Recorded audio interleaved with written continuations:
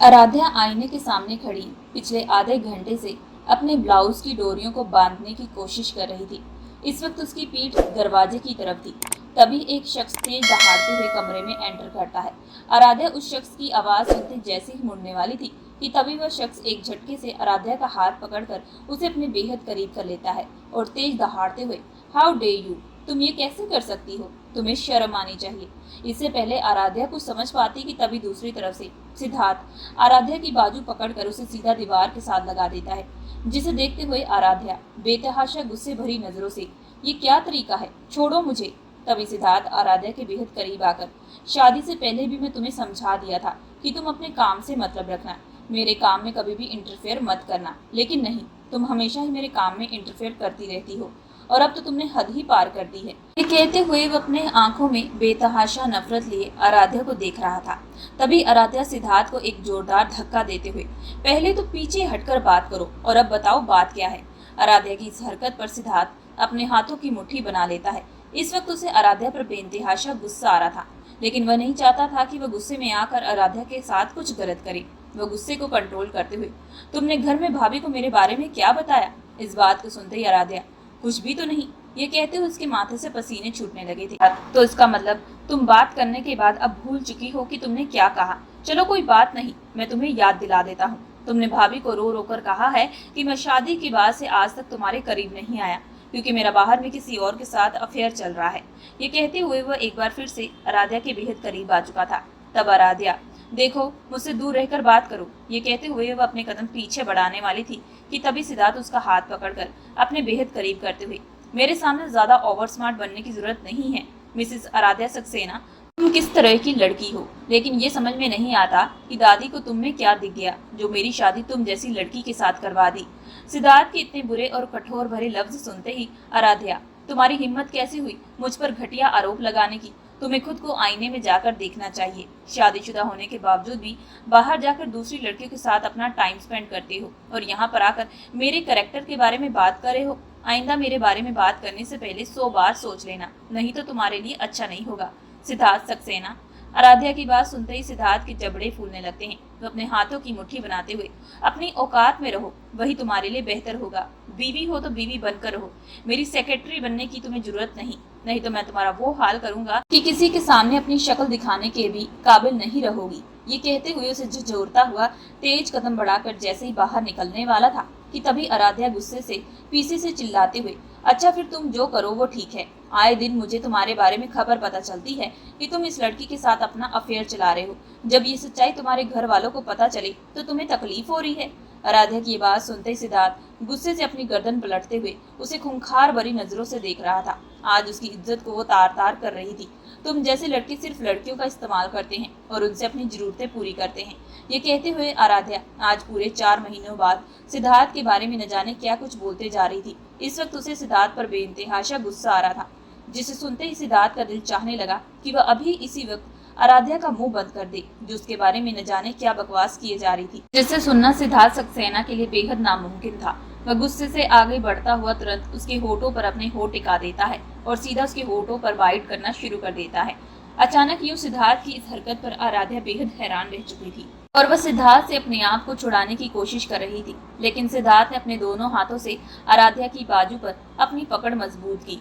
फिर करीब 15 मिनट तक वह बेइंतहाशा उसे बाइट करता रहा, लेकिन तभी बाइट करते करते धीरे धीरे उसके होश भी खोने लगे थे और वह आराध्या में बहकने लगा था। तभी आराध्या अपने आप को बचाते हुए सिद्धार्थ के पैरों पर जोरदार अपना पैर मारती है, जिसे सिद्धार्थ दर्द से कराते हुए पीछे हट जाता है और वह चिल्लाते हुए, तुम्हारा दिमाग तो नहीं खराब हो चुका। इस बात को सुनते ही आराध्या अपने होठों को साफ करते हुए, दिमाग तो तुम्हारा खराब हो चुका है, ये क्या हरकत कर रहे हो। तभी सिद्धार्थ आगे बढ़ते हुए, क्यों क्या हुआ, अच्छा नहीं लगा, कहो तो एक बार फिर से। तभी आराध्या अपना चेहरा दूसरी तरफ करते हुए, देखो मुझसे दूरी बनाकर बात किया करो, वही तुम्हारे लिए अच्छा होगा, अगर ना रहूं तो फिर क्या करोगी। ये कहते हुए वह आराध्या की आंखों में देख रहा था। तभी बात को आगे बढ़ाते हुए, वैसे तो तुम कह रही थी ना कि मैं शादीशुदा हूँ, शादीशुदा होने के बाद बाहर जाकर लड़कियों के साथ अफेयर चला रहा हूँ, तो फिर अब मैं तो सिर्फ अपनी पत्नी को किस कर रहा हूँ, जिस पर मैं पूरा पूरा हक रखता हूँ। सिद्धार्थ की बात सुनते आराध्या बड़ी हैरान भरी नजरों से उसे देख रही थी, क्योंकि शादी के पूरे 4 महीनों के बाद सिद्धार्थ उसे इस तरीके की बातें कर रहा था। तभी सिद्धार्थ आराध्या के बालों को पकड़कर अपने होठों के बेहद करीब करते हुए, ये तो बस ट्रेलर था मेरी जान, अगर आगे तुमने कुछ और गलत किया तो उसकी सजा भुगतने के लिए तैयार रहना, अब मैं तुम्हें वॉर्न नहीं करूंगा। कहते हुए उसे धकेलता हुआ कमरे से बाहर चला गया था। आराध्या को आज बिल्कुल भी समझ में नहीं आ रहा था कि उसके साथ ये सब हो क्या रहा है। वो अपने आप को संभालते हुए जैसे ही आईने के सामने खड़ी हुई तो अपना चेहरा देखकर उसके पूरे होश छूट चुके थे। इस वक्त उसके होठ पूरे लाल हो चुके थे, जहाँ पर हर जगह बाइट के निशान थे।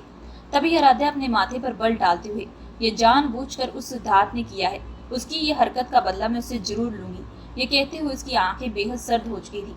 दूसरी तरफ सिद्धार्थ हॉल से गुजर रहा था। जैसे ही वह बाहर गेट की तरफ जाने वाला कि तभी पीछे से सिद्धार्थ, बेटा कहाँ जा रहे हो? अपनी दादी की आवाज सुनते सिद्धार्थ के कदम रुक जाते हैं और वह अपनी दादी की तरफ बढ़ते हुए, बस दादी ऑफिस जा रहा हूँ, ऑफिस में बहुत सारा काम पेंडिंग पड़ा हुआ है। तभी दादी सिद्धार्थ के माथे पर किस करते हुए, मेरा बच्चा सारा दिन काम करता है, खुद के लिए तो टाइम ही नहीं निकालता। ये बात सुनते सिद्धार्थ के चेहरे पर हल्की सी मुस्कुराहट आती है। दादी काम तो करना जरूरी है ना, आप जानते हैं ना कारोबार तो मेरे अकेले कंधों पर है, तो मुझे ही देखना पड़ेगा। तभी दादी सिद्धार्थ के कंधे पर हाथ रखते हुए, हाँ बेटा तुम सही कह रहे हो, मैं इस वजह से कह रही हूँ क्योंकि तुम्हारी शादी को पूरे 4 महीने से ऊपर हो चुके हैं, लेकिन तुम अभी तक हनीमून मनाने के लिए नहीं गए और ना ही कभी आराध्या को बाहर घुमाने के लिए लेकर गए हो। आराध्या का एक बार फिर से नाम सुनते ही सिद्धार्थ की आंखें बड़ी हो जाती हैं। नोट करते हुए, दादी क्या बात है बेटा, सब कुछ ठीक तो है ना, कहीं तुम मुझसे कुछ छुपा तो नहीं रहे? अरे दादी ऐसी कोई बात नहीं, आप खामखा चिंता कर रही हैं।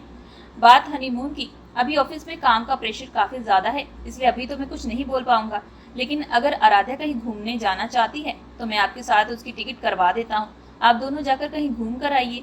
ये बात सुनते दादी, अरे नहीं बेटा, अब इन बूढ़ी हड्डियों में बिल्कुल भी जान नहीं बची, मैं तो बस यही चाहती हूँ कि तुम आराध्या को हमेशा अपने साथ रखो, इस वजह से बोल रही हूँ क्योंकि ज्यादातर मैं उसे उदास देखती हूँ, मुझे ऐसा लगता है कि वह इस घर में शादी करने के बाद वह खुश नहीं है।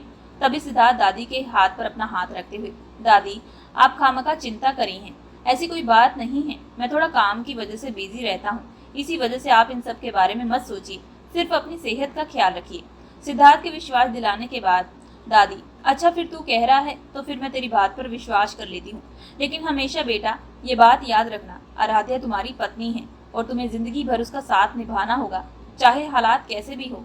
सिद्धार्थ को समझाने के बाद दादी अपने कमरे में चली जाती है, लेकिन सिद्धार्थ वहीं सोफे पर बैठा किसी गहरी सोच में डूब जाता है। आज से 4 महीने पहले सिद्धार्थ काम के सिलसिले से विदेश में रहता था। उस वक्त उसकी जिंदगी में सब कुछ परफेक्ट चल रहा था, किसी चीज की कोई कमी नहीं थी, लेकिन तभी एक दिन उसे ये खबर मिलती है कि उसकी दादी की तबीयत बहुत ज्यादा खराब हो चुकी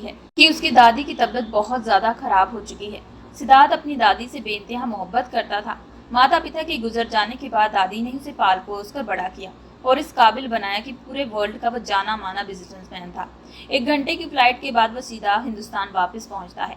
डॉक्टर ने उन्हें बताया कि उन्हें एक माइनर हार्ट अटैक आया है, जिसकी वजह से उनकी हालत काफी ज्यादा खराब हो चुकी है। सिद्धार्थ अपनी दादी से बहुत प्यार करता था। आज अपनी दादी को हॉस्पिटल के वार्ड में देखकर उसकी आंखों से लगातार आंसू बह रहे थे। तभी डॉक्टर सिद्धार्थ के पास आकर, देखिए पेशेंट की हालत काफी खराब है, वह बार बार आपका नाम ले रही है, मुझे लगता है कि आपको एक बार उनसे मिल लेना चाहिए, शायद उनके पास वक्त कम है। इस खबर को सुनते सिद्धार्थ के सर पर एक पहाड़ टूट पड़ा था। माँ बाबा के गुजर जाने के बाद वह बिल्कुल भी नहीं चाहता था कि उसकी दादी उसे छोड़कर इस दुनिया से जाए। वह हड़बड़ाता हुआ जैसे अपनी दादी के पास पहुंचता है तो उसकी दादी सिद्धार्थ की तरफ देखते हुए, बेटा मुझे लगता है कि मेरे पास वक्त बहुत कम है। तभी सिद्धार्थ दादी के होठों पर हाथ रखते हुए, नहीं दादी आप ऐसी बात मत कीजिए, आपको कुछ भी नहीं होगा। तभी दादी, देख बेटा जिंदगी और मौत सिर्फ भगवान के हाथ में होती है, उन्हें कोई भी नहीं रोक सकता, इसी वजह से मैं इन बातों पर ज्यादा बहस नहीं करना चाहती। मुझे बस तुमसे यही कहना है कि मैं जाने से पहले मेरी एक आखिरी इच्छा है, जिसे मैं चाहती हूँ कि मेरा पोता सिद्धार्थ उसे पूरा करे। तभी सिद्धार्थ दादी का हाथ पकड़ते हुए आंखों में बेतहाशा आंसू लिए, हाँ दादी कहिए, आप जो कहेंगे मैं आपके लिए करने के लिए तैयार हूँ। दादी मैं चाहती हूँ कि मेरी बचपन की दोस्त की पोती आराध्या के साथ तुम शादी करो। इस बात को सुनते ही सिद्धार्थ की आंखें बेहद बड़ी हो चुकी थी, उसके पास लफ्ज भी नहीं थे कि वह अपनी दादी को कुछ कहे। तभी दादी बात को आगे बढ़ाते हुए, देखो बेटा अगर आज मुझे कुछ हो गया तो फिर आराध्या को कौन देखेगा। दादी इसके आगे कुछ कहती कि तभी सिद्धार्थ, लेकिन दादी इसकी चिंता आप क्यों कर रही हैं, उसकी माँ तो है ना इस दुनिया में। तभी सिद्धार्थ की बात सुनते ही दादी जवाब देते हुए, बेटा सिर्फ माँ होने से कुछ नहीं होता, बाप का साया भी होना बहुत जरूरी है एक लड़की के लिए। मैंने सोचा था कि अपने जीते जी आराध्या की शादी एक अच्छे घराने के लड़के के साथ करूंगी और उसके लिए मैंने रिश्ते भी ढूंढे थे, लेकिन बाद में हमें पता चला कि वह लड़के वाले पैसों की डिमांड कर रहे हैं। इसी वजह से हमें बाद में शादी तोड़नी पड़ी। लेकिन उसके बाद आराध्या की शादी के लिए मैंने कई लड़के खोजे, लेकिन मुझे कोई भी पसंद नहीं आया। लेकिन तभी पंडित जी ने मुझे एक राय दी कि क्यों ना मैं अपने पोते की शादी आराध्या से करवा दूं, जिससे मुझे जिंदगी भर कोई चिंता भी नहीं रहेगी और मरने के बाद भी मैं सुकून से रह सकती हूँ। पूरी कहानी सुनने के बाद सिद्धार्थ, लेकिन दादी मैं ऐसे कैसे? तभी दादी आंखों में आंसू ले, मेरी तो यही आखिरी इच्छा थी। मैंने सोचा कि मेरी आखिरी इच्छा मेरा पोता जरूर पूरी करेगा, लेकिन तुम भी अपने बड़े भाई की तरह अपनी जिंदगी का फैसला लेना चाहते हो। शायद लगता है यही मेरी गलती है, मैंने ही ज्यादा आगे का सोच लिया। ये कहते हुए दादी की आंखों से लगातार आंसू बहने लगते हैं। सिद्धार्थ अपनी दादी से बेइंतहा प्यार करता था और वह नहीं चाहता था कि स्टेज पर आकर वह दादी का दिल दुखाए। अगर दादी को खुदा न खास्ता कुछ हो गया तो शायद वह जिंदगी भर अपने आप को कभी माफ नहीं कर पाएगा। इसी वजह से वह मन मार कर दादी की बात पर हाँ कर देता है, लेकिन उसका दिल अंदर ही अंदर ये गवारा बिल्कुल भी नहीं कर रहा था, क्योंकि शादी को लेकर उसने न जाने क्या क्या सपने देखे थे, लेकिन अब उसके वह सारे सपने टूटने वाले थे। दूसरी तरफ सिद्धार्थ के मुंह से शादी के लिए हाँ सुनते दादी बेहद खुश हो चुकी थी, जिसकी वजह से उनकी हेल्थ में काफी रिकवरी भी होने लगी। और जब ये बात सिद्धार्थ तक पहुंचती है तो डॉक्टरों ने भी यही कहा कि जितना हो सके दादी का ख्याल रखा जाए और उन्हें टेंशन बिल्कुल भी ना दी जाए, जिसकी वजह से अब मजबूरन चाह कर भी सिद्धार्थ के पास कोई रास्ता ना बचा था। दादी को पूरे 1 हफ्ते तक हॉस्पिटल में रखा गया। हालांकि डॉक्टर ने दादी को हॉस्पिटल में रहने के लिए 1-2 दिन और भी कहा, लेकिन तभी दादी जिद करते हुए कहने लगी कि नहीं, उन्हें घर जाकर अपने पोते की शादी की तैयारियां शुरू करनी है। इसी वजह से उन्हें जल्द से जल्द घर जाना है। दादी को जिद करता हुआ देख डॉक्टर ने भी दादी को डिस्चार्ज दे दिया, लेकिन उन्हें यही कहा कि वह ज्यादा से ज्यादा अपनी हेल्थ का ध्यान रखे। दूसरी तरफ ठीक फिर कुछ दिनों के बाद ही सिद्धार्थ और आराध्या की शादी हो चुकी थी। सुहागरात की रात आराध्या बिस्तर पर बैठी हुई अपने पति सिद्धार्थ के आने का इंतजार कर रही थी। उसने अपनी माँ के मुंह से ये सुना था कि सिद्धार्थ काफी अच्छा लड़का है और अपनी दादी से बेइंतहा प्यार करता है, लेकिन जैसे ही वह करीब 2 घंटे के बाद सिद्धार्थ कमरे में आया और बिना आराध्या को देखे कपड़े बदलने के लिए कहने लगा तो आराध्या बेहद हैरान रह चुकी थी। सुहागरात की रात उसे अपने पति के मुंह से इस चीज की बिल्कुल भी उम्मीद नहीं थी। हालांकि आराध्या हैरान भरी नजरों से सिद्धार्थ को देख रही थी। तभी सिद्धार्थ आगे बढ़ते हुए, ऐसे क्या देख रही हो? ज्यादा खुश होने की जरूरत नहीं है। ये शादी मैंने सिर्फ और सिर्फ अपनी दादी के कहने पर की है और अब इस घर की तुम बेशक बहू बन चुकी हो, लेकिन मेरी पत्नी कभी भी नहीं बन पाओगी। ये कहते हुए उसे बिस्तर पर धकेलता हुआ सीधा वॉशरूम में चला जाता है। आराध्या को बिल्कुल उम्मीद नहीं थी सुहागरात की रात उसका पति उसके साथ ये सब करने वाला है। अपने पति के मुंह से ये बात सुनते ही वह फूट फूट कर रोने लगती है। उसने सोचा था कि शादी हो जाने के बाद सिद्धार्थ के साथ वह अपनी बड़ी ही हसीन भरी जिंदगी बिताएगी, लेकिन अब उसके सारे सपने चकनाचूर हो चुके थे। दूसरे दिन आराध्या ने सोचा कि वह जाकर दादी से ये सारे सवाल करे कि आखिर क्या सोचकर उन्होंने उसकी शादी सिद्धार्थ के साथ करवाई, जो कभी भी उसे पत्नी का हक नहीं दे सकता। लेकिन जैसे वह उनके कमरे की तरफ बढ़ने ही वाली थी कि एक बार फिर से दादी की तबीयत बेहद खराब हो चुकी थी। हालांकि वह भी दादी से प्यार करती थी और नहीं चाहती थी इसी वजह से वह दादी को कोई परेशानी आए। पिता की मौत के बाद दादी ने ही कई बार उसके परिवार की मदद की थी, जब उसके घर में खाने के लिए भी मोहताज होना पड़ा। उन दिनों को याद करते हुए आराध्या दिल पर पत्थर रखकर सिद्धार्थ के साथ अपनी जिंदगी इसी तरीके से बिताने लगती है। अपने पति की कमी उसे कई बार खटकती थी, लेकिन वह इस बारे में किसी को कोई बात शेयर नहीं करती थी। लेकिन इस घर में एक ऐसा इंसान मौजूद था जो आराध्या के हालातों को अच्छे से जानता था, और वह भी आराध्या की जेठानी थी, जो आए दिन आराध्या के जख्मों पर अपना नमक जरूर छिड़का करती थी। आराध्या की जेठानी सुकृति एक बहुत बड़े परिवार से थी। इसी वजह से वह हमेशा आराध्या के सामने अपने पैसों का ढोंग करती रहती। वह अच्छे से जानती थी कि आराध्या और सिद्धार्थ के बीच में ऐसा कोई रिश्ता नहीं। इसी वजह से वह हमेशा उसका मजाक उड़ाया करती और इसी बात पर ताने भी दिया करती। सुकृति की शादी को पूरे 2 साल बीत चुके थे, लेकिन शादी हो जाने के बाद उसे बच्चा भी नहीं हो रहा था। लेकिन जब आराध्या और सिद्धार्थ की शादी हुई तो उसे अंदर ही अंदर डर सताने लगा कि कहीं आराध्या सिद्धार्थ के बच्चे की मां न बन जाए और इस घर को एक वारिस न दे दे। इसी वजह से वह हमेशा आराध्या को सिद्धार्थ के बारे में भड़काया करती। इन सब बातों से बेखबर सिद्धार्थ सोफे पर बैठा अपने ख्यालों में घूमता कि तभी सुकृति उसके कंधे पर हाथ रखते हुए, देवर जी आप कौन से ख्यालों में गुम हैं? मैं आपको कब से आवाज लगा रही हूँ। सुकृति की आवाज सुनते ही सिद्धार्थ होश में आते हुए, कुछ भी तो नहीं भाभी। सुकृति इसके आगे कुछ पूछती कि तभी सिद्धार्थ, वैसे भाभी भैया कहाँ पर हैं? तभी सुकृति, वो तो कब का मीटिंग में जा चुके हैं। सुबह कह रहे थे कि उन्हें एक अर्जेंट मीटिंग है और वो मुझे बिना बताए निकल भी गए। ये बात सुनते सिद्धार्थ, भैया ने मुझे बताया नहीं, लेकिन खैर कोई बात नहीं। सिद्धार्थ जैसे उठने वाला था कि सुकृति उसके बगल में बैठते हुए, देवर जी मैं आपकी भाभी बाद में हूँ, लेकिन पहले एक दोस्त हूँ, इसी वजह से मैं दोस्ती की हैसियत से पूछ रही हूँ, आप इतने परेशान क्यों लग रहे हैं? ये बात सुनते सिद्धार्थ गहरी सांस छोड़ते हुए भाभी, आप सब जानती हैं ना, मैं ये शादी नहीं करना चाहता था। दादी के कहने पर मैंने ये शादी कर ली। अब मैं इसको आगे नहीं बढ़ा सकता। मेरा इस रिश्ते में दम घुट रहा है। ये कहते उसकी आंखें नम हो जाती है। तभी सुकृति मौके का फायदा उठाते हुए सिद्धार्थ के कंधे पर हाथ रखती है। ये बात तो मुझे पहले से पता थी, लेकिन मुझे आदत नहीं किसी के रिश्ते में जबरदस्ती घुसने की। लेकिन आज जब तुम बता रहे हो तो मैं भी तुम्हें बताना चाहती हूँ, आराध्या तुम्हारे लिए सही लड़की नहीं है। ये बात सुनते ही सिद्धार्थ, क्या मतलब है भाभी आपका? मतलब यही कि आराध्या दिन भर फोन पर घंटों घंटों किसी से बातें करती है। पहले मुझे लगा कि वो तुमसे बात करती होगी, लेकिन जब आज तुम मुझे बता रहे हो, अब मुझे साफ पता चल चुका है कि वो तुमसे बात नहीं करती। इसका मतलब वो किसी और लड़के से बात करती होगी। इस बात को सुनते ही सिद्धार्थ को बेहद गुस्सा आ रहा था, तो उसने बड़ी ही मुश्किल से अपनी भाभी के सामने अपने गुस्से को कंट्रोल किया था। तभी सुकृति बात को आगे बढ़ाते हुए, और तो और वह तो रोज अपनी माँ से मिलने के बहाने तैयार होकर घर से बाहर जाती है। सुकृति की बात सुनते सिद्धार्थ, इसकी इतनी हिम्मत, मेरी पीठ पीछे ये सब करे, घर की बहू बनाया है। इसका मतलब ये नहीं कि दूसरे लड़कों के साथ अपनी आशिकियां चलाए।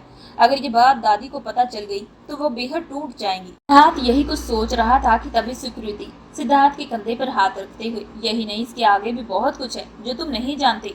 सुकृति की बात सुनते सिद्धार्थ गहरी निगाहों से देखते हुए, भाभी जो भी बात है आज आप मुझे वो सारी की सारी बताएं। मैं अब इस लड़की को और इस घर में नहीं रहने दूंगा। अब सब कुछ बर्दाश्त से बाहर हो चुका है।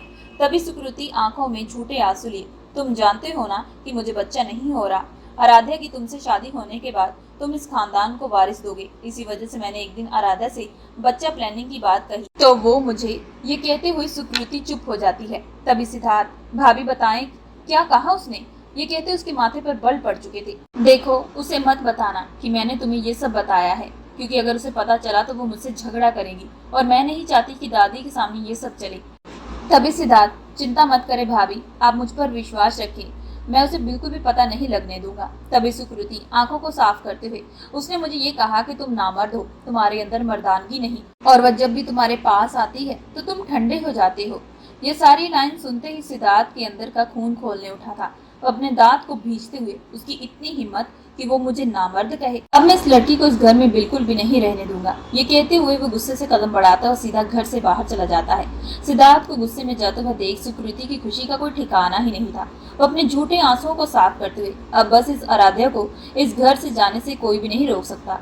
आराध्या के जाने के बाद इस घर की पूरी मालकिन मैं बनूंगी। ये कहते हुए वो पागलों की तरह हंसने लगती है। दूसरी तरफ आईने के सामने खड़ी आराध्या मेकअप से अपने होठों को ठीक करने की कोशिश कर रही थी, जिस पर काफी गहरा बाइट के निशान थे, लेकिन अब तो धीरे धीरे वो निशान नीले भी पड़ने लगे थे। तभी आराध्या गुस्से से मेकअप को टेबल पर पटकते हुए, कब से ठीक करने की कोशिश कर रही हूँ, लेकिन ये ठीक होने का नाम ही नहीं ले रहे। अब मैं कैसे नीचे दादी से मिलने जाऊँ? क्या सोचेंगे मेरे बारे में सब लोग, अगर किसी ने मुझे इस हालत में देख लिया? ये कहते हुए वो अपने हाथों की मुट्ठी बना लेती है।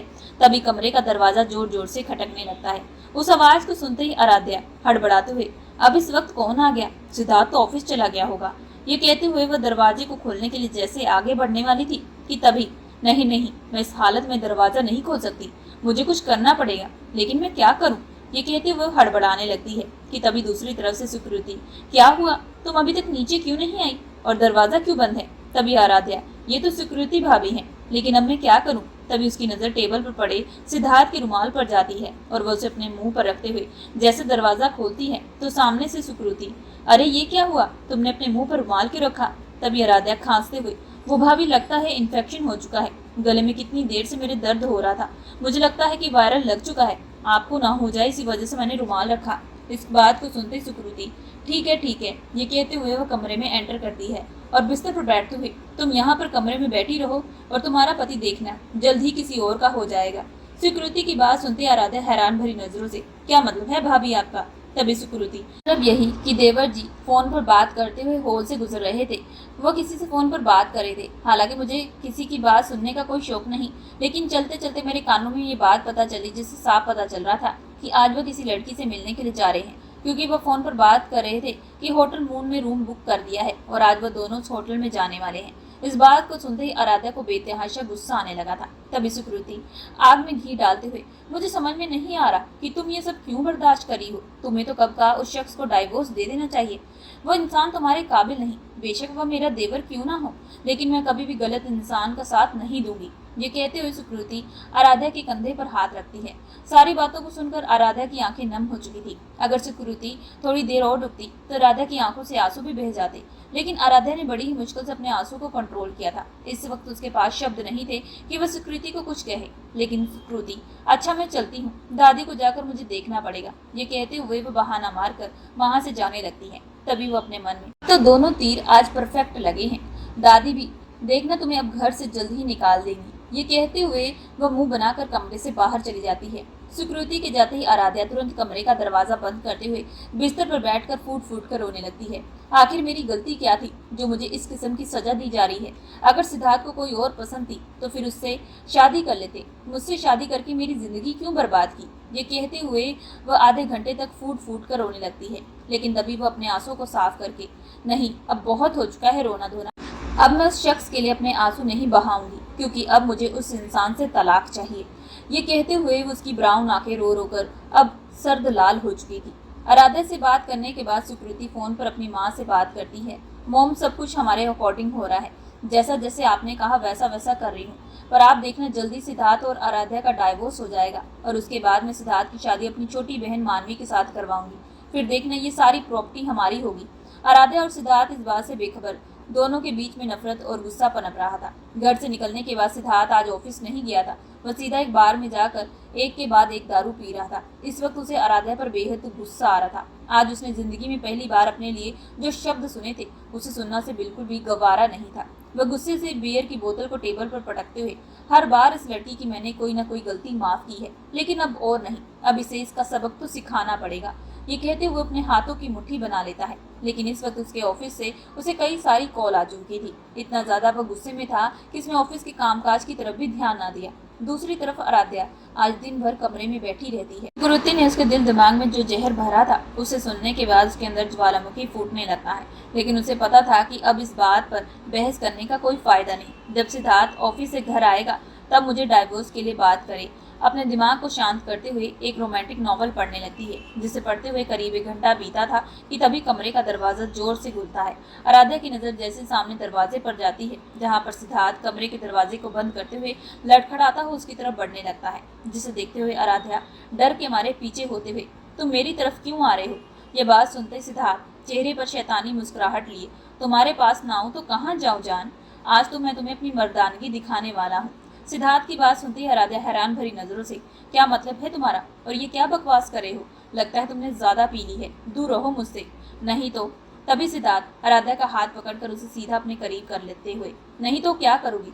आराध्या शक से है ना?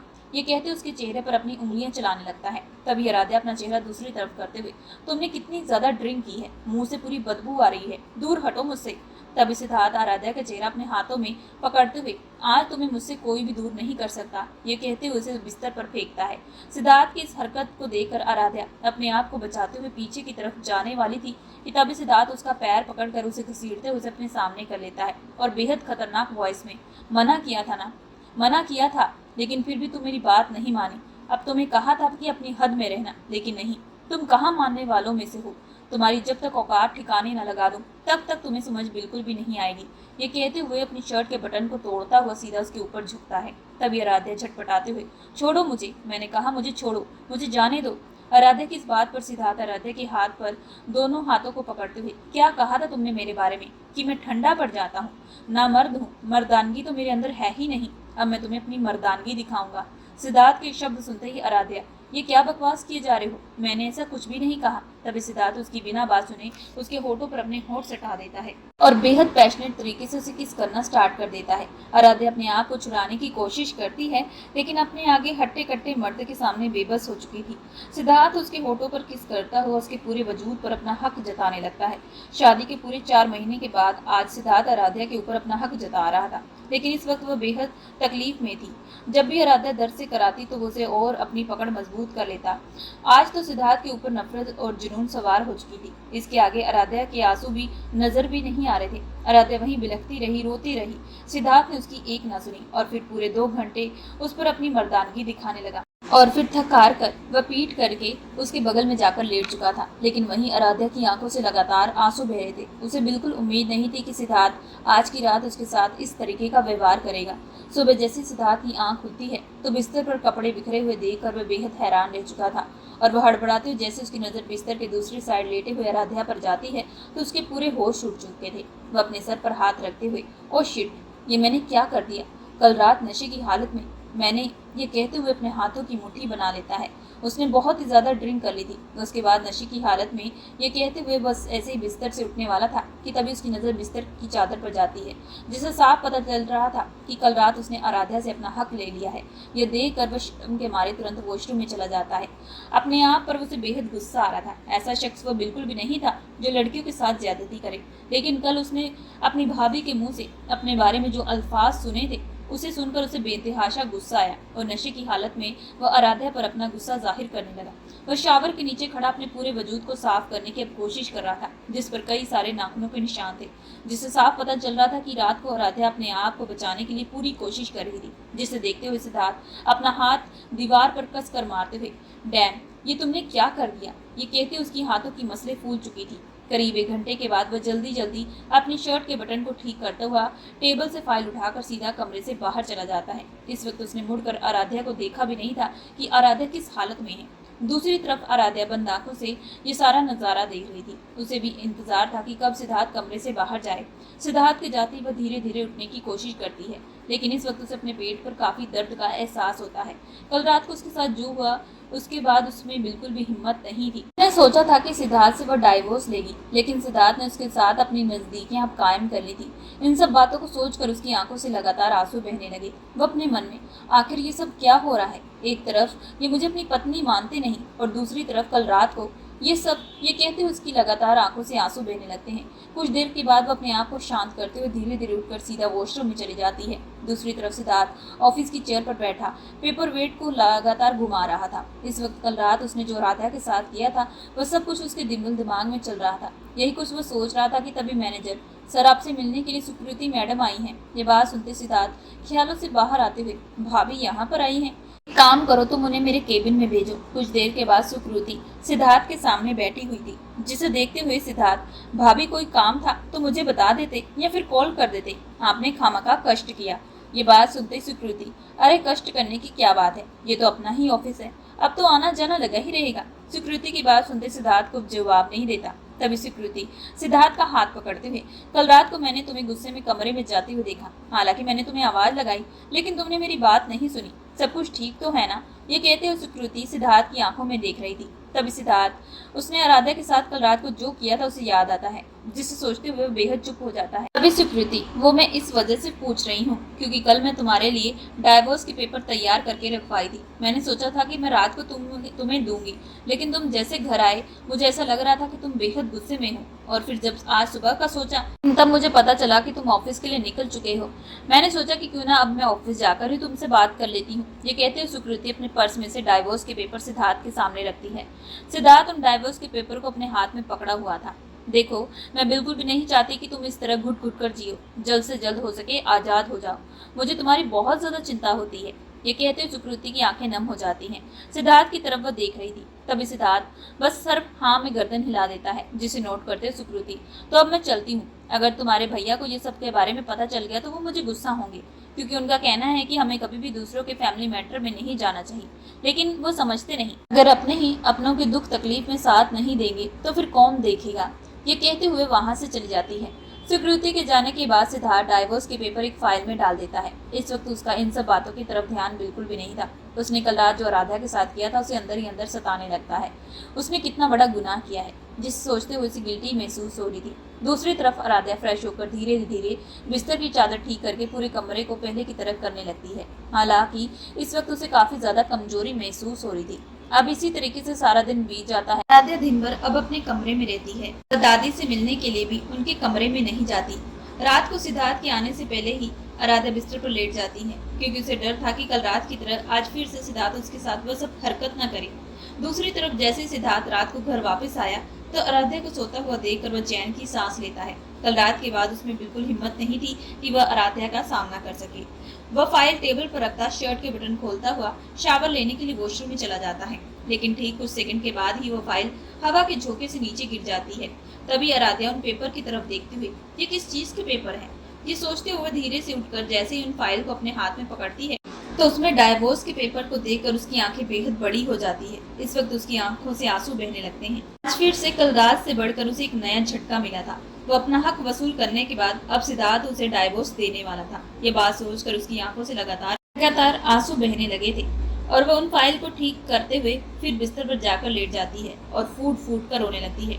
दूसरी तरफ सिद्धार्थ फ्रेश होकर जैसे ही बाहर निकलता है तभी उसे आराध्या के रोने की आवाजें आने लगती है। वह उन आवाज को सुनता हुआ जैसे उसके करीब बढ़ने वाला था कि तभी आराध्या सिसकियां मारते हुए, नहीं प्लीज प्लीज अब मेरे करीब मत आए, ये कहते हुए आराध्या और खूब रोने लगती है। तभी सिद्धार्थ उसे समझाते हुए, देखो मुझे पता है कि तुम कल रात की वजह से।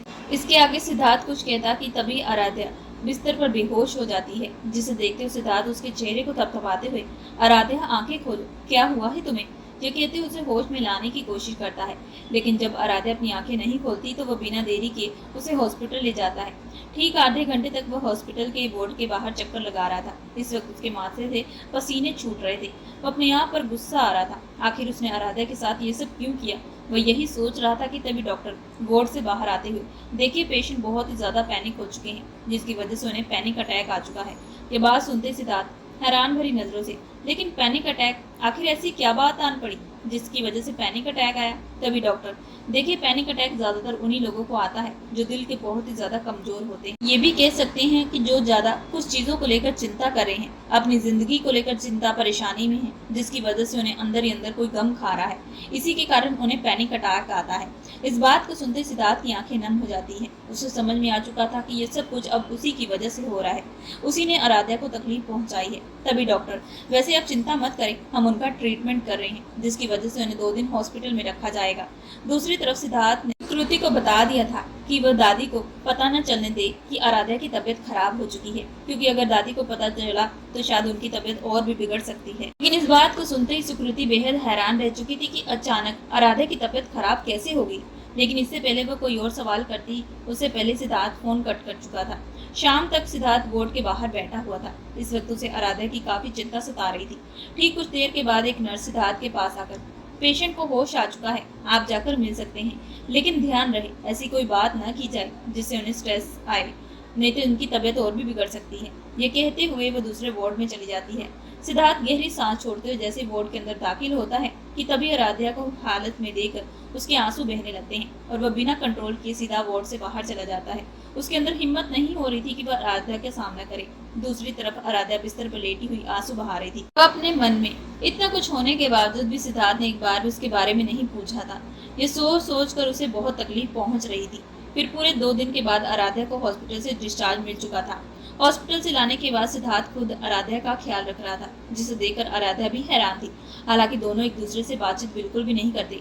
अब इसी तरीके से 1 हफ्ता बीत चुका था कि तभी एक शाम सिद्धार्थ की नजर उस फाइल पर पड़ी जिस पर डाइवोर्स के पेपर थे। जिन पेपर को देखते हुए, अब उन पेपर का मेरी जिंदगी में कोई वजूद नहीं, जो मुझसे गलती हुई है अब मुझे उसे सही करना है। ये कहते हुए वह डाइवोर्स के पेपर डस्टबिन में फाड़ कर फेंक देता है। सिद्धार्थ कमरे से चला जाता है। दूसरी तरफ आराध्या वॉशरूम से बाहर निकलती है और आईने के सामने खड़ी अपने बालों को कॉम्ब कर रही थी। जैसे ही वो कॉम्ब करके अपने झड़े हुए बालों को डस्टबिन में फेंकने वाली थी कि तभी उसकी नजर डस्टबिन में गिरे हुए उन पेपर पर गई। देखते हुए वो अपने मन में, ये तो डाइवोर्स पेपर हैं जो सिद्धार्थ लेकर आए थे, लेकिन अब ये यहाँ पर, ये कहते उसकी आंखें बड़ी हो जाती हैं। इसका मतलब सिद्धार्थ ने इन पेपर को यहाँ पर फेंका है, जिससे साफ पता चल रहा है कि वह डाइवोर्स नहीं चाहते। ये कहते उसकी खुशी का कोई ठिकाना नहीं था। उस रात सिद्धार्थ ने उसके साथ जो किया था, उसके बाद उसे उस पर बेइंतहाशा गुस्सा आ रहा था। लेकिन अब ये डाइवोर्स के पेपर डस्टबिन में देखकर उसके अंदर एक लड्डू फूटने लगे थे। दूसरी तरफ सुकृति सिद्धार्थ से उन डाइवोर्स पेपर की बात करने की कोशिश करती है, लेकिन सिद्धार्थ सुकृति की इस बात पर कोई बात नहीं करता और काम का बहाना करके वहां से चला जाता है, जिसे देखते सुकृति अपने हाथों की मुट्ठी बना लेती है और पैर पटकते हुए, जब भी इस लड़की से मैं डाइवोर्स के पेपर की बात करती हूँ तो ये कोई ना कोई बहाना बनाकर चला जाता है। पता नहीं इसके दिल दिमाग में क्या चल रहा है, लेकिन मुझे जल्द से जल्द कुछ सोचना पड़ेगा, कहीं ये दोनों एक ना हो जाए। ये कहते उसकी आंखें बड़ी हो जाती है। रात को जैसे सिद्धार्थ कमरे के अंदर दाखिल होता है कि तभी उसकी नजर आईने के सामने खड़ी आराध्या पर जाती है, जिसने आज लाल कलर की जालीदार नाइटी पहनी थी और उसके खुले बाल उसकी सुंदरता को और निखार रहे थे। जिसे देखते हुए सिद्धार्थ कुछ पल के लिए ठहर सा गया था। तभी उसके फोन की घंटी बजती है और वह होश में आते हुए ठीक सोफे पर जाकर बैठ जाता है और फोन पर काम की बात करने लगता है। लेकिन काम की बात करते हुए इस वक्त उसकी निगाहें सिर्फ आराध्या पर जा रही थी, जिसे आराध्या भी कहीं ना कहीं नोट कर रही थी। लेकिन फोन पर बात करने के बाद सिद्धार्थ अपनी शर्ट के बटन खोलना शुरू कर देता है, जिसमें उसके सिक्स पैक साफ दिखाई दे रहे थे। आज इतने महीनों के बाद आराध्या सिद्धार्थ की बॉडी की तरफ देख रही थी। सिद्धार्थ बाथरूम लेकर सीधा वॉशरूम में चला जाता है, क्योंकि अगर वह थोड़ी देर और आराध्या के सामने खड़ा रहता तो उसका अपने जज्बातों पर कंट्रोल कर पाना बेहद मुश्किल था। वह शावर के नीचे खड़ा अपने जज्बातों को ठंडा कर रहा था। दूसरी तरफ से सुकृति अपने मन में सिद्धार्थ और आराध्या के बारे में बात कर रही थी और आगे की प्लानिंग के बारे में सोच रही थी। उसे अंदर ही अंदर अब डर सताने लगा था कि कहीं सिद्धार्थ और आराध्या एक ना हो जाए। अगर दोनों एक हो गए तो उसके बाद दोनों को अलग करना बेहद मुश्किल हो सकता है। करीब आधे घंटे के बाद सिद्धार्थ वॉशरूम से बाहर निकलता हुआ ठीक बिस्तर पर आकर बैठ जाता है और उसकी नजर आराध्या पर जाती है, जो बेखबर होकर सो रही थी। जिसे देखकर सिद्धार्थ, आखिर मुझे क्या हो रहा है, आज मेरा दिल इतना तेज धड़क क्यों रहा है, ये कहते हुए वो तुरंत लाइट ऑफ कर देता है और बिस्तर पर सोने की कोशिश करता है। लेकिन पूरे 2 घंटे बीत चुके थे। आज उसे नींद बिल्कुल भी नहीं आ रही थी। आज अजीब सी बेचैनियों ने उसे घेर लिया था। उसका दिल बार बार चाह रहा था कि वह आराध्या से बात करे। हॉस्पिटल से आने के बाद उसने एक बार भी आराध्या से बात नहीं की थी, हालांकि उसके साथ वह जरूर था। दूसरी तरफ आराध्या जैसी करवट लेती है तभी उसकी नजर सिद्धार्थ की नजरों से जा टकराती है, जिससे साफ पता चल रहा था कि शायद सिद्धार्थ कुछ कहना चाह रहा है। लेकिन आराध्या चाहती थी कि सिद्धार्थ खुद उससे बात करे। इसी वजह से वह जानबूझकर अपनी आंखें बंद कर लेती है। कुछ सेकंड बीता ही था कि तभी वह जैसी अपनी आंखें खोलती है तो उसकी नजरों के बेहद करीब सिद्धार्थ लेटा हुआ था, जिसे देखते हुए आराध्या हड़बड़ाकर जैसे ही पीछे हटने वाली थी कि तभी सिद्धार्थ उसका हाथ पकड़कर, देखो अब मुझे ये चुप्पी और बर्दाश्त नहीं हो रही।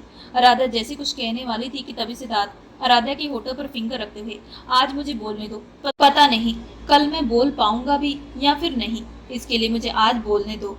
उस रात जो भी मैंने तुम्हारे साथ किया था उसके लिए मैं काफी ज्यादा शर्मिंदा हूँ। इसकी वजह से वह जख्म मेरे दिल में आज भी पनप रहा है। मैं खुलकर जी नहीं पा रहा हूँ। मुझे दिन रात अपनी गलती याद आती है और मैं तुमसे माफी मांगता हूँ। अगर तुम मुझे वो नामर्द ना कहती तो शायद मेरे अंदर वह गुस्सा ना पनपता और मैं नशे की हालत में आकर तुम्हारे साथ वह सब ना करता। इस बात को सुनते आराध्या हैरान भरी नजरों से, 1 मिनट, आप उस दिन भी रात को मुझे यही बात बोल रहे थे, लेकिन मुझे समझ में नहीं आ रहा कि आपको किसने कहा कि मैंने आपके बारे में ये शब्द इस्तेमाल किया है। इस बात को सुनते सिद्धार्थ, मैं तुम्हें नहीं बता सकता। आराध्या, अगर आप नहीं बता सकते तो मैं आपको माफ भी नहीं कर सकती। अगर आप चाहते हैं कि मैं आपको माफ करूं तो आपको बताना पड़ेगा। अब ना चाहते हो भी सिद्धार्थ के पास कोई रास्ता नहीं था। तभी उसकी और सुकृति की जो बात हुई थी वह सारी बात आराध्या को बता देती है, जिसे सुनते ही आराध्या, लेकिन भाभी मेरे बारे में ये सब क्यों बोल रही है, क्योंकि मैंने तो ऐसा कुछ भी नहीं उन्हें कहा। तभी सिद्धार्थ हैरान भरी नजरों से, क्या तुम श्योर हो कि तुमने मेरे बारे में ये सब नहीं कहा? तभी आराध्या, मुझे अपनी माँ की कसम, मैं सच कह रही हूँ, बल्कि उन्होंने तो मुझे कहा कि आपका एक लड़की के साथ अफेयर चल रहा है और उसके साथ आप होटल में भी मिलते हैं। जब दोनों एक दूसरे को सारी बातें शेयर करते हैं तो उन्हें पता चलता है कि ये सब कुछ सुकृति ने किया है। जिसे सोचते हुए आराध्या, उन्होंने ये सब क्यों किया? आखिर वो हमारा रिश्ता क्यों तोड़ना चाहती थी? तभी सिद्धार्थ, ये तो मुझे नहीं मालूम, लेकिन अब भाभी के मुंह से पता चलेगा। ये कहते हुए उसके कान में कुछ कहता है, जिसे सुनते ही आराध्या की आंखें बड़ी हो जाती हैं और चेहरे पर एक बड़ी सी मुस्कुराहट थी। अगली सुबह जैसे सिद्धार्थ घर से बाहर जाने वाला था कि तभी सुकृति एक बार फिर से उसे आवाज लगाती है और उनके डाइवोर्स के बारे में पूछती है। सिद्धार्थ तुरंत फायर खोलते हुए, भाभी सॉरी, मैं इतने दिनों से बिजी था, इसी वजह से काम का प्रेशर काफी बढ़ चुका था, जिसकी वजह से मैं पेपर पर साइन कर नहीं पाया। लेकिन अब आप ये पेपर जल्द से जल्द कोर्ट में जमा कर दीजिए। मैं चाहता हूँ कि जल्द से जल्द इस रिश्ते से आजाद हो जाऊँ। इस बात को सुनती सुकृति की खुशी का कोई ठिकाना नहीं था। वह पेपर हाथ में पकड़ते थे, चिंता मत करो, मैं जल्द सब कुछ ठीक कर दूंगी। ये कहते हुए सीधा अपने कमरे में चली जाती है और ठीक अपनी माँ से बात करते हुए, माँ, सिद्धार्थ और आराध्या ने डिवोर्स पे पेपर पर साइन कर दी है। अब जल्द से जल्द उनका डाइवोर्स हो जाएगा और फिर मैं अपनी बहन की शादी सिद्धार्थ के साथ करवाऊंगी और उसके बाद हम सब इस घर की मालकिन बन जाएंगी। ये कहते हुए शैतानों की तरह हंसने लगती है कि तभी पीछे से, भाभी, लेकिन आपका ये सारा प्लान तो फेल हो चुका है। यह आवाज सुनते जैसे सुकृति पीछे मुड़कर देखती है तो वहां पर सिद्धार्थ और आराध्या खड़े थे। तभी सिद्धार्थ गुस्से से आगे बढ़ते हुए, मैंने आपको अपनी भाभी नहीं बल्कि मैं तो आपको अपनी माँ सम्मान समझता था, लेकिन आप तो मेरा घर तोड़ रही थी। बेशक मैं आराध्या से शादी नहीं करना चाहता था, लेकिन शादी के बाद मैंने किसी को हक नहीं दिया कि वो मेरे और आराध्या के बीच में फूट डाले। आप तो मुझे उसके खिलाफ भड़का रही थी और उसे मेरे खिलाफ। तभी सुकृति, नहीं ऐसी बात नहीं है, यकीन मानो मेरा। तभी सिद्धार्थ तेज दहाड़ते हुए, बस भी करो भाभी, आज मुझे आपकी हकीकत मालूम पता चल चुकी है। आप आराध्या को मुझसे दूर करने के बाद अपनी बहन की शादी मुझसे करवाना चाहती थी। पैसों की लालच में आप इतनी अंधी हो चुकी कि रिश्ते नाते भूल चुकी। भाई ने तो आपको कभी भी पैसों की कोई कमी नहीं दी, तो फिर आपने ये सब क्यों किया? तभी सुकृति, क्योंकि मैं माँ नहीं बन सकती थी। मुझे डर था कि कहीं आराध्या इस घर को वारिस ना दे दे। ये सारी जमीन जायदाद बाद में उसके बच्चे के नाम हो जाएगी, जो मैं बिल्कुल नहीं चाहती थी। इसी वजह से मैंने ये सब कुछ किया। तभी आराध्या, भाभी आपको पता है कि मैं पिछले 4 महीनों से अपने पति से दूर रही। शादी होने के बाद भी हम दोनों एक नहीं हुए, लेकिन आपने कोई कसर नहीं छोड़ी हम एक दूसरे से दूर करने की। लेकिन वह भगवान का शुक्र है कि आज हम दोनों एक हैं। ये कहते हुए दोनों एक दूसरे का हाथ पकड़ लेते हैं। तभी सिद्धार्थ, आपने जो किया उसकी किए की सजा अब आपको भुगतनी पड़ेगी। ये कहते हुए किसी नंबर पर कॉल लगाता है। तभी सुकृति, ये तुम क्या कर रहे हो? कहीं राजीव को तो नहीं कॉल करने वाले? जिस बात को सुनते ही सिद्धार्थ, मैं भाई को ही कॉल कर रहा हूँ, उन्हें भी आपकी हकीकत के बारे में पता चलना चाहिए। तभी सुकृति हाथ जोड़ते हुए अब माफी मांगती है, लेकिन सिद्धार्थ उसे बिल्कुल माफ नहीं करता और ये सारी बात राजीव को बता देता है। इस खबर को सुनते ही राजीव सुकृति से अपने सारे रिश्ते नाते तोड़ लेता है। उसका कहना है कि एक लालची औरत कभी भी उसकी पत्नी नहीं बन सकती, और जिसने उसके भाई का घर उजाड़ना चाहा, उस दिन के बाद से सुकृति को उसके मायके भेज दिया जाता है। और जब ये बात दादी को पता चलती तो उन्हें भी काफी तकलीफ पहुंचती है, लेकिन अब उन्हें खुशी थी कि अब सिद्धार्थ और आराध्या एक हो चुके हैं। सिद्धार्थ ने आराध्या से अपने सारे गुनाहों की माफी मांग ली, अपने प्यार का इजहार करते हुए जिंदगी की एक नई तरीके से शुरुआत की। दोस्तों, आप लोगों को ये कहानी कैसी लगी हमें कमेंट करके जरूर बताइएगा। कहानी पसंद आए तो हमारे चैनल को लाइक एंड सब्सक्राइब जरूर करिएगा एंड बेल आइकन का बटन जरूर दबाइएगा।